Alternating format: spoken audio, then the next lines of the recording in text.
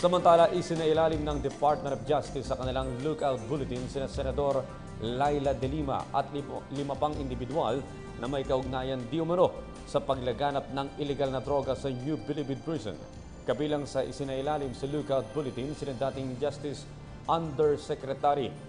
Francisco Baraan III, dating Bureau of Corrections Director Franklin Jesus Bucayo, Presidential Security Group member Jonel Sanchez,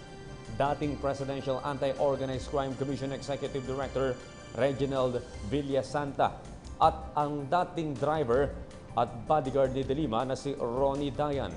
Ayon kay Justice Secretary Vitaliano Aguirre, inilabas ang lookout bulletin laban sa anim dahil na rin sa kahilingan ng National Bureau of Investigation at dahil may posibilidad umanong tumakas ang mga ito mula sa mga kasong isasampa laban sa kanila.